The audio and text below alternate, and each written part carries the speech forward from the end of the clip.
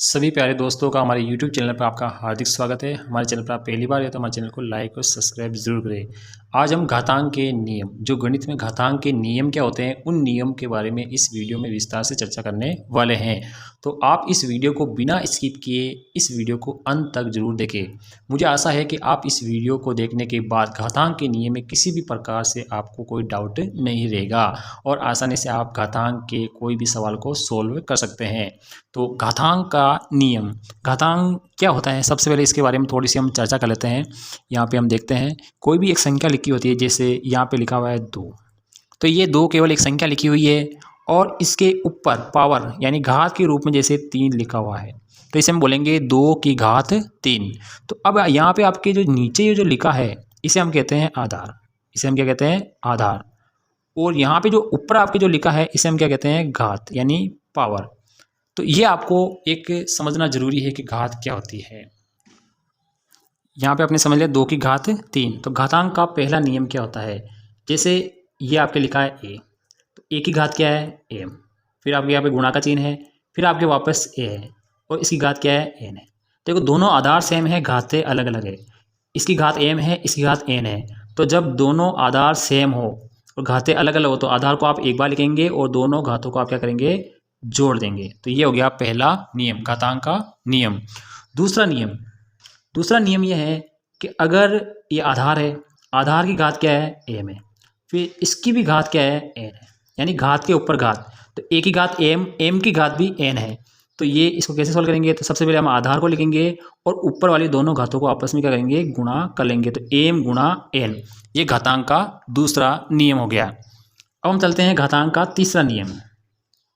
अगर आपके लिखा है 1 की घात m बटा 1 की घात n, यानी अब की बार क्या है बटे में आ गया है। दोनों के आधार सेम है, आधार मैंने यहाँ समझा दिया कि नीचे वाला आधार होता है ऊपर वाली घात होती है।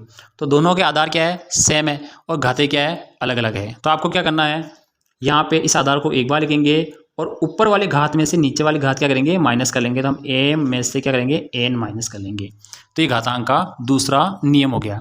इसी प्रकार घातांक का चौथा नियम देखो क्या है। घातांक का जो चौथा नियम है वो ये है, चौथा नियम है अगर ये आपका a है, इसकी घात m है, गुणा ये आपका आधार अब की बार अलग है b है और घात इसकी n है m है। तो अब की बार क्या है, दोनों के आधार अलग अलग है, घातें क्या है एक है। आधार दोनों अलग अलग है और घातें सेम है। तो क्या करेंगे, अब इन दोनों के आधार आपस में क्या हो जाएंगे गुणा हो जाएंगे और घात वो की वही रह जाएगी। ये घातांक का चौथा नियम है। अब हम क्या करेंगे, इन नियमों पर आधारित हम सवाल करते हैं। घातांक के पहले नियम की जैसे एक सवाल है, देखो 2 की घात 3 गुणा 2 की घात 5। तो ये जो नीचे लिखा हुआ था आधार होता है और ये आपकी घात है। तो आधार है 2 और घात कितनी है 3, इसमें आधार कितना है 2 और घात कितनी है 5। और इन दोनों के बीच में घातांक के बीच में गुणा का चिन्ह लगा है। तो दोनों के आधार क्या है सेम है, दोनों के आधार क्या है सेम है और घातें क्या है अलग अलग है। तो क्या करना है, आधार को आप एक बार लिख दो, आधार को एक बार लिख दो और दोनों घातों को आपस में क्या करेंगे गुणा कर लेंगे। तो 3 गुणा 5, अब इसे गुणा कर लेंगे। 2 की घात है 3 को 5 है, 3 पंजो 15, 2 की घात आपके पास क्या गया 15। तो इस प्रकार से हम इसको सॉल्व कर सकते हैं।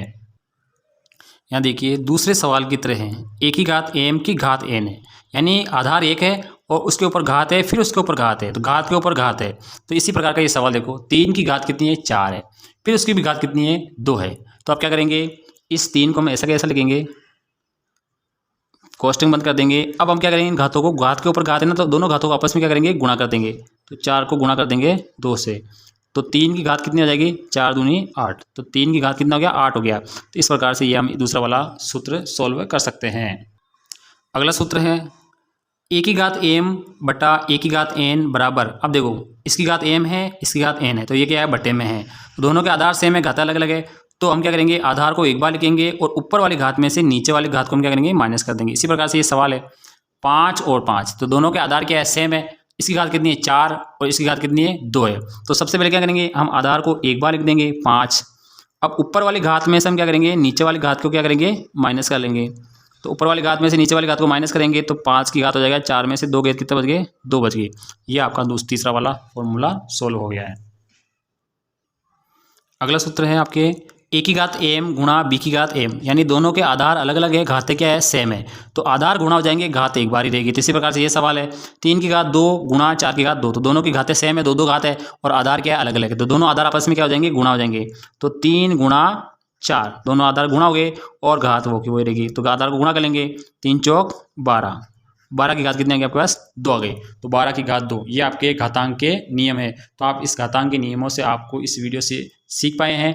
मुझे आशा है कि आपको ज़रूर समझ में आया है, और वीडियो अगर आपको अच्छा लगा है तो एक लाइक तो बनता है, और नीचे घंटी और बटन को आपको ज़रूर दबाना है, सब्सक्राइब भी करना है, और अपने दोस्तों के साथ शेयर ज़रूर करें ताकि हमें मोटिवेशन मिले और हम वीडियो अच्छे से अच्छे आगे बना सकें आपके लिए।